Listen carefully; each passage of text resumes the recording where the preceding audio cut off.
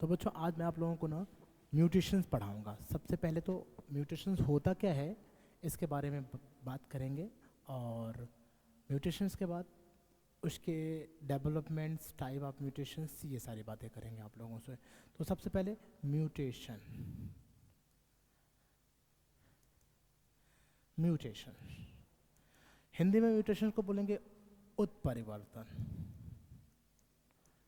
उत्परिवर्तन। अब ये टर्मोलॉजी जो है ना, सबसे पहले जो ये टर्म जो यूज़ किया था इस टर्म को, वो ह्यूगो डिब्रीज थे। क्या नाम था उनका? ह्यूगो डिब्रीज, है ना। ह्यूगो डिब्रीज ने 1890 ईस्वी में इस टर्म को इस्तेमाल किया था।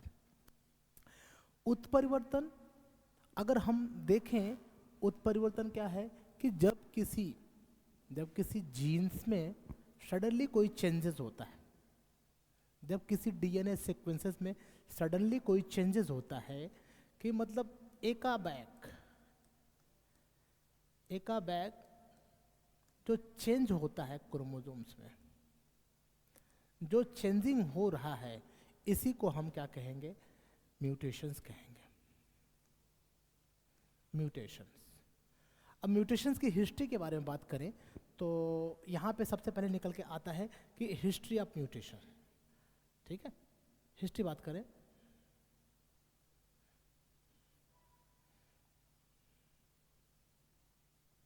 हिस्ट्री म्यूटेशंस की, तो बात करें हम म्यूटेशन की हिस्ट्री की, बात करें हिस्ट्री ऑफ म्यूटेशन।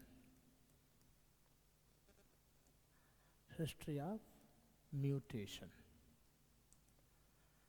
तो सबसे पहले जो टर्म था म्यूटेशंस, सबसे पहले 1870 ईस्वी में ह्यूगो डिब्रीज महोदय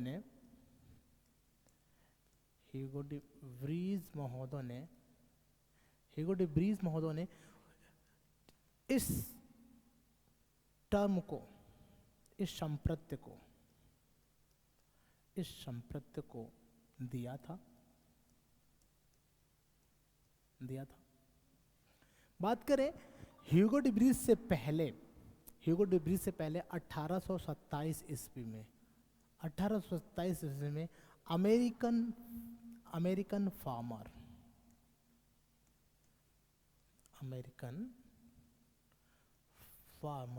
नाम क्या था उसका नाम था सेथ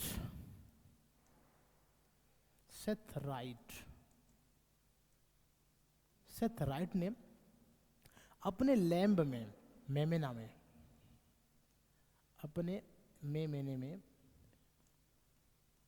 ये देखा कि जो नॉर्मल हेरिडिटी हो रही थी, जो नॉर्मल आनुवंशिकता हो रही थी, वो ना हो करके उसमें ना उसके जो लेग्स था ना, वो शॉर्ट एंड नैरो हुआ।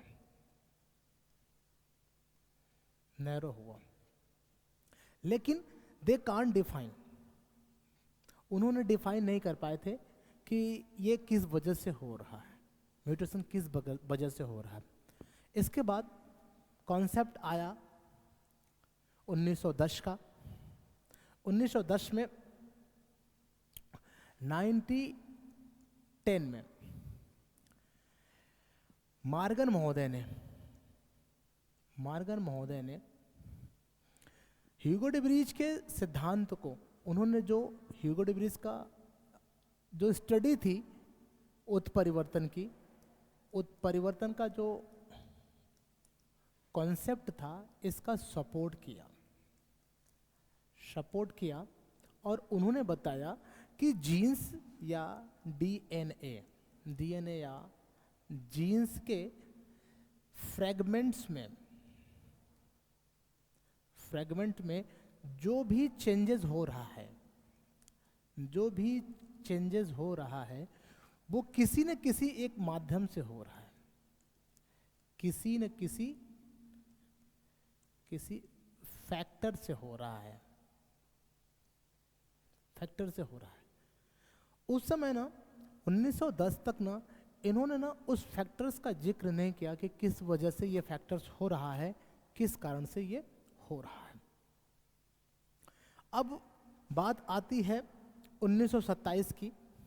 1927 में 1927 में 1927 में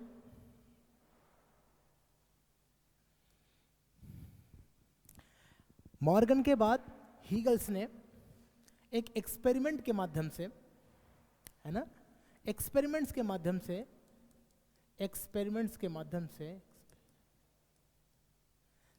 माध्यम से ये पुष्टि की कि mutation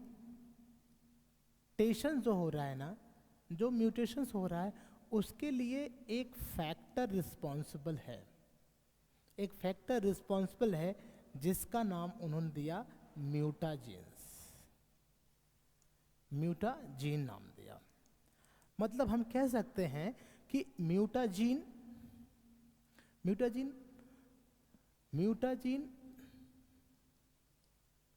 mutagen are those substances या chemicals or mechanical substances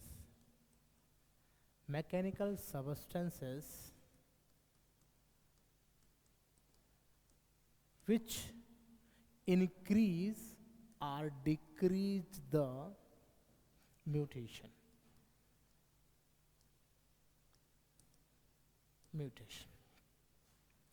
अब ये केमिकल्स एजेंट्स में कोई केमिकल्स हो सकता है, कोई यूवी रेज हो सकता है,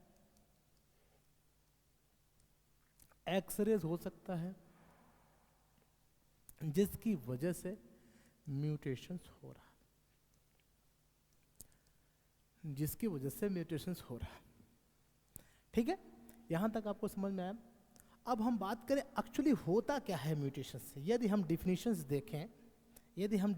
देखें म्यूटेशंस की, तो डिफिनीशंस ऑफ म्यूटेशंस में आता है डिफिनीशंस ऑफ म्यूटेशंस। क्या है इसकी डिफिनीशंस? मतलब change in the sequence of nucleotide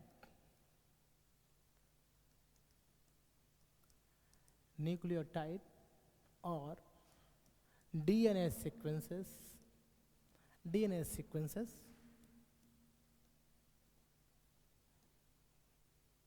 which alter the natural conditions of chromosomes.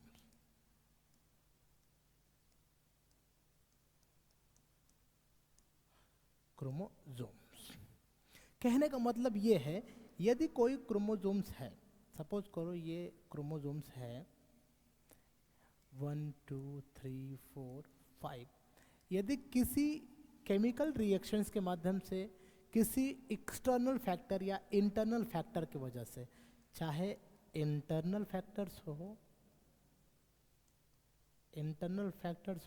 या एक्सटर्नल फैक्टर्स हो, जिसकी वजह से इसके सीक्वेंस में चेंजिंग हो जाए।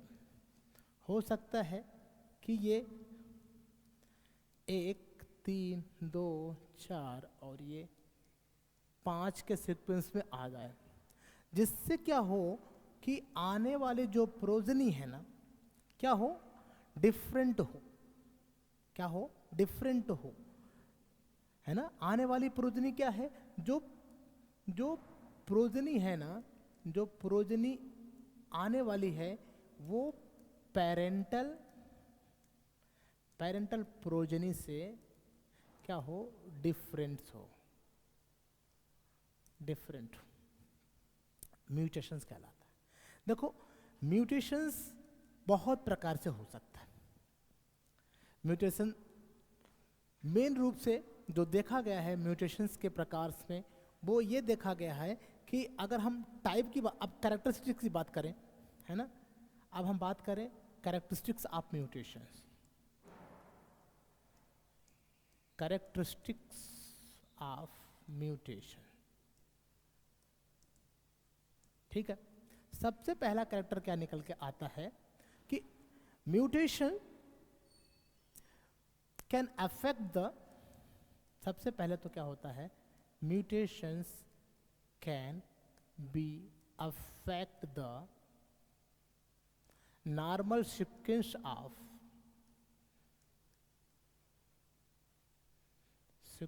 Of gene. ठीक है, नॉर्मल सीक्वेंस ऑफ जीन्स को क्या करेगा, अल्टर कर देगा, जिससे क्या होगा, आने वाली जो प्रोजनी होगी वो क्या होगी, डिफेक्टेड होगी।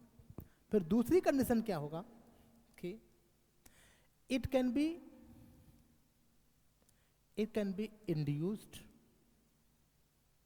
induced or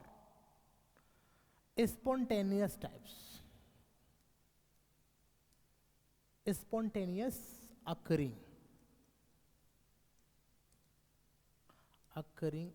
in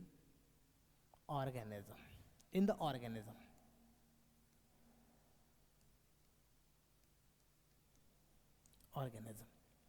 फिर क्या हो सकता है, म्यूटेशंस कैन बी हार्मफुल और बेनिफिशियल्स। हमेशा ध्यान रखना, तीसरा पॉइंट क्या है, म्यूटेशंस कैन बी हार्मफुल या कह सकते हैं बेनिफिशियल। हमेशा ये बात रखना कि सिर्फ 0.01% म्यूटेशंस जो होता है ना, वो बेनिफिशियल्स होता है। क्या है वो, बेनिफिशियल्स। बाकी का बाकी और जितने भी म्यूटेशन होंगे ना, वो क्या होंगे, हमेशा हार्मफुल इन नेचर होंगे। ध्यान रखना इस बात को। अब बात करें, अगर हम बात करें कैरेक्टर्स के बारे में और बात करें, तो म्यूटेशंस कैन अल्टर द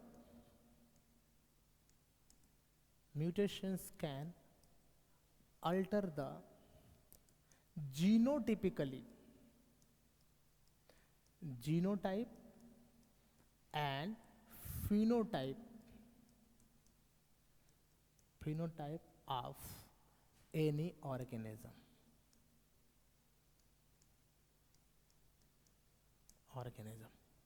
समझ में आया? फिर बात करें म्यूटेशंस की, तो म्यूटेशंस को बढ़ाने के लिए किसी न किसी केमिकल्स या किसी न किसी इंटीरियर या एक्सटर्नल या इंटरनल फैक्टर की आवश्यकता होती है ना। इट कैन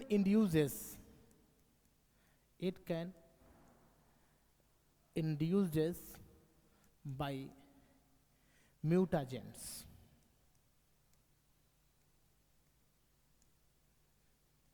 म्यूटाजेंस क्या होता है,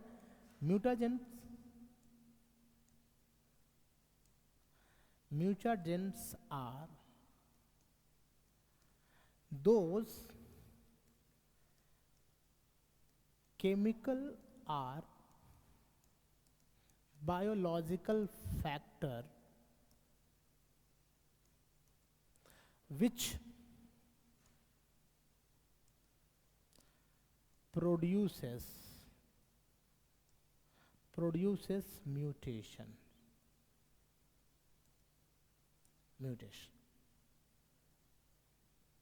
ठीक है, यहां तक समझ में आ गया। बहुत सारे ऐसे फैक्टर्स हैं जो म्यूटेशंस को क्या कर रहे हैं, अल्टर कर रहे हैं, म्यूटेशंस को बढ़ा रहे हैं और म्यूटेशंस को घटा रहे हैं। अब हम बात करेंगे टाइप ऑफ म्यूटेशन।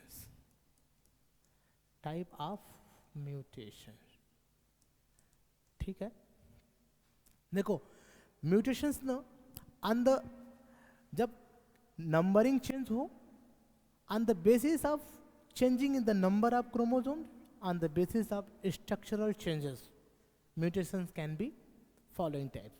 अगर हम टाइप ऑफ म्यूटेशन के बारे में बात करें तो on the basis of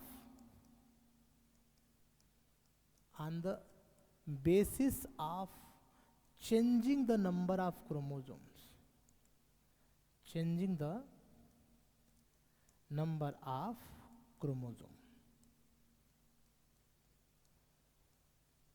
chromosomes. और दूसरा क्या निकल के आएगा, on the basis of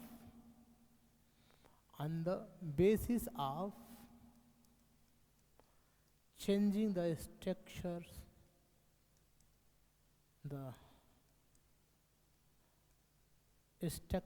of chromosomes। अब बात करेंगे on the basis of changing of chromosomes. अगर हम बात करें on the basis of changing of chromosomes, on the basis of changing of chromosomes,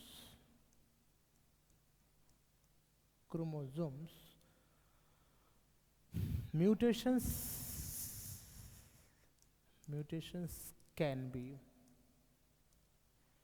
following types, can be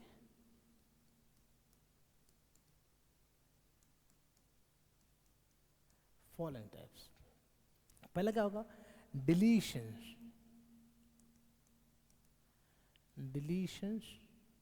of chromosomes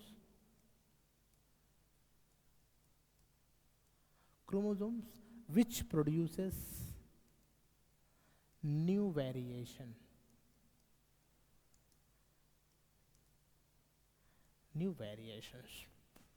दूसरा क्या होगा, additions of chromosomes which produces new variation।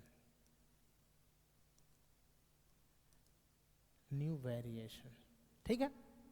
अभी deletions में क्या हो रहा है कि किसी न किसी फैक्टर की वजह से, यदि हम बात करें किसी न किसी फैक्टर की वजह से क्या हो रहा है कि जो बेसिक सीक्वेंस है क्रोमोसोम्स की वो क्या हो रही है, चेंज हो रही है। अगर हम बात करें डिलीशंस की बात करें तो सपोज करो that is a chromosomes sequences, ये क्रोमोसोम सीक्वेंस है ABCD। अभी क्या होगा, नेक्स्ट प्रोजेनिस में क्या होगा, some fragment of chromosomes can be deleted. अगर हम देखें यहाँ पे तो कुछ क्रोमोसोम्स के सेट क्या हो रहे हैं, वो डिलीट हो गए हैं। सपोज करो A, B और D, that is the C का यहाँ पे एलिमिनेशन हुआ, सेक्टर C का यहाँ पे क्या हुआ, एलिमिनेशन हुआ, जिसकी वजह से न्यू वेरिएशन क्रिएट हुआ। क्या हुआ, न्यू वेरिएशंस क्रिएट हुआ जो कि अल्टर कर रहा है क्या, genotypically as well as phenotypically. Genotypically as well as phenotypically change कर रहा है। ठीक है। यहाँ पे क्या हुआ देखो कि ये सीक्वेंस था डीएनए का, एक सीक्वेंस जो है डीएनए का क्या हुआ, एलिमिनेट हुआ और नया सीक्वेंस बना जो कि क्या कर रहा है, अल्टर कर रहा है मार्फोलॉजी को चेंज कर रहा है नई आने वाले जनरेशन्स को। अब हम बात करें एडिशन से कैसे हो सकता है, म्यूटेशंस है ना, एडिशन से कैसे म्यूटेशन बढ़ रहा है। सपोज करो a sequence of DNA are present here। Suppose करो A है, B है, C है और D है। अभी कोई एक नया सेक्टर इसमें ऐड हुआ E का, तो आने वाला जो प्रोजनी है ना वो क्या हो जाएगा, वो इस प्रकार से आएगा, A that is A, B, C, D और E। तो अब इसके आने से, ये नए क्रोमोसोम्स के आने से क्या हो रहा है कि न्यू वेरिएशंस क्रिएट हो रहा है, न्यू वेरिएशन प्रोड्यूस हो रहा है जिससे क्या हो रहा है कि नई प्रकार की क्वालिटी, नए प्रकार के क्वालिटीज अराइज हो रही है, किसमें? आने वाली प्रोजनी में, आने वाले पीढ़ी में। तो ये एडिशंस हुआ, डिलीशंस हुआ, ये क्रोमोसोम्स नंबर के आधार पर हुआ। ठीक है, अब हम बात करें कि स्ट्रक्चरल चेंजेस के आधार पर, यदि हम स्ट्रक्चरल चेंजेस के आधार पर हम देखें तो म्यूटेशंस के जो प्रकार होंगे ना, वो दो प्रकार से होंगे। एक तो क्या होगा, इनवर्जन म्यूटेशंस होगा, और दूसरा होगा ट्रांसलोकेशन, है ना। स्ट्रक्चर्स के आधार पर म्यूटेशन जो होगा ना, जो म्यूटेशंस होगा वो दो प्रकार से होगा। एक तो इनवर्जन म्यूटेशन, और दूसरा क्या होगा, ट्रांसलोकेशन।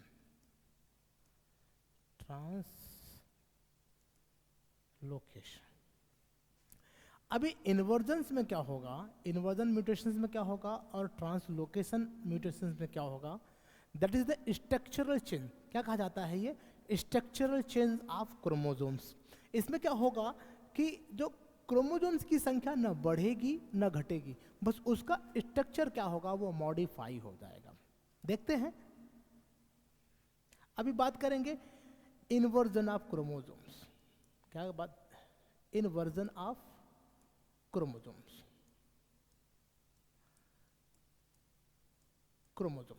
इसकी वजह से जो म्यूटेशंस हो रहा है, प्रोड्यूसेस म्यूटेशन।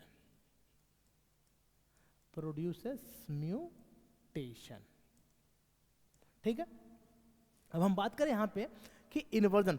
सपोज करो एक क्रोमोसोम सीक्वेंस है जिसकी नंबरिंग इस प्रकार से है 1 2 3 4 और 5। ये क्या है? इनके जीन का पोजीशंस है, हमेशा याद रखो। अभी क्या होगा कि यदि 180 डिग्री पे क्या करे, रोटेट करे, क्या करे, 180 डिग्री पे रोटेट करे, तो इसका आकृति इस प्रकार से बनेगा, इस प्रकार से बनेगा, इस प्रकार से बनेगा। बन रहा है? यहां पे देखिए 1 2, ये 1 हो गया, ये 2 हो गया, ये 3 हो गया, ये 4 हो गया, और ये 5 हो गया। हो सकता है कि ये इन्वर्जन क्या करे, धीरे धीरे बढ़ करके एक दूसरे के ऊपर क्रॉस कर जाए।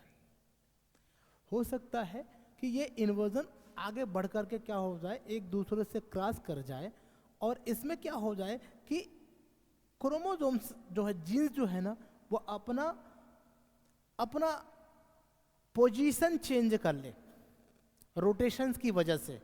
जब रोटेशंस की वजह से पोजीशन चेंज करेगा तो क्या होगा, न्यू वेरिएशन क्रिएट होगा। क्या होगा?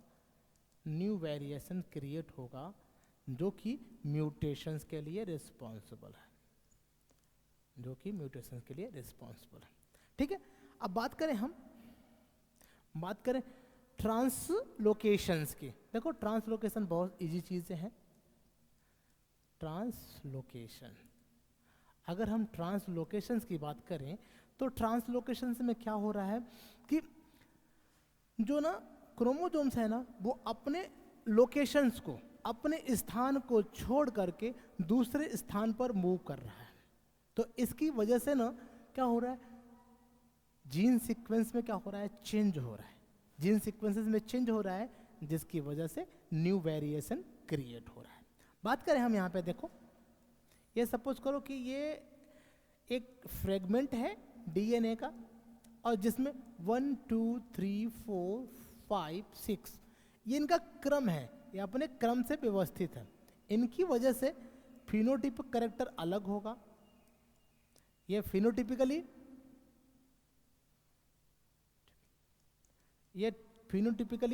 कुछ और दिख रहे हैं, और जीनोटिपिकली कुछ और दिख रहे हैं।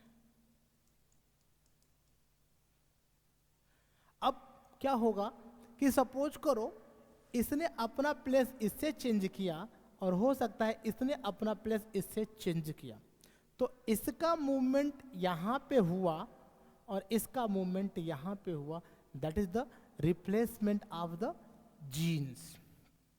देखिए ध्यान से देखिए आप लोग कि एक का रिप्लेसमेंट 3 से हो रहा है ना, एक का रिप्लेसमेंट 3 से हो रहा है, एक जा रहा है तीसरी पोजीशन पे जा रहा है, एक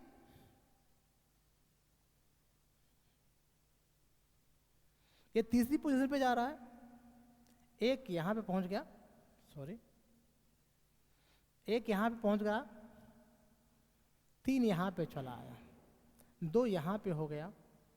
अब 3 जो हो रहा है ना, वो हो सकता है कि ये अपना पोजीशंस और चेंज कर ले, तो इसकी वजह से जो होगा ना वो क्या होगा, अल्टरनेशन हो रहा है। जो जो जीन सीक्वेंस है ना, जो जीन की जो सीक्वेंस है ना, वो क्या हो रहे हैं, परिवर्तित हो रहे हैं,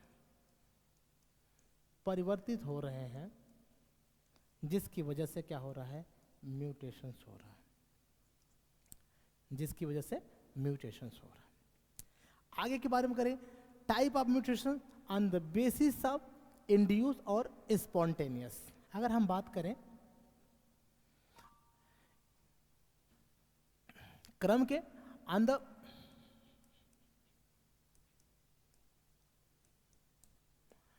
the basis of origin mutations can be 2 types। mutations 2 प्रकार से होगा, एक तो होगा induced mutations,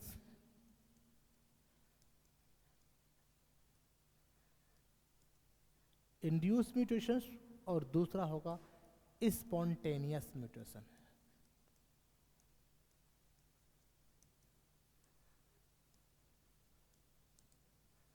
स्पॉन्टेनियस म्यूटेशन। अभी इंड्यूस म्यूटेशन की बातें करें अगर, तो induce mutations are those mutations which are generally occurred with the help of any mutagens. कह सकते हैं कि जो इंड्यूस म्यूटेशंस है ना, वो किसी न किसी म्यूटाजेंस के कारण हो रहा है। क्या कह सकते हैं कि इंड्यूस म्यूटेशन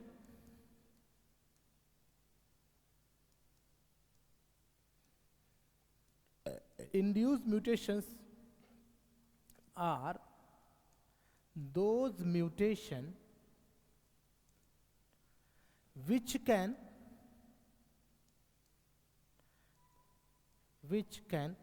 created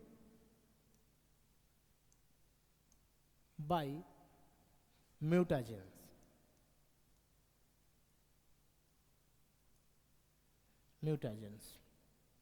अब ये म्यूटाजेंस क्या हो सकते हैं, ये म्यूटाजेंस यूवी रेज हो सकते हैं, यूवी रेज हो सकते हैं, कोई केमिकल सबस्टेंसेस हो सकते हैं,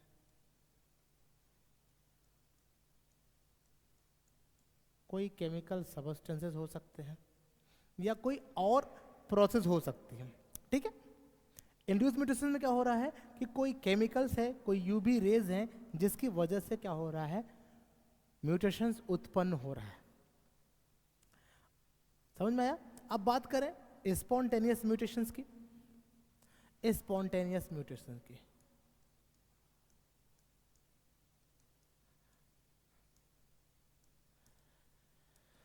स्पॉन्टेनियस म्यूटेशन का मतलब ये होता है कि जब किसी जीन सीक्वेंस में एक सडनली चेंज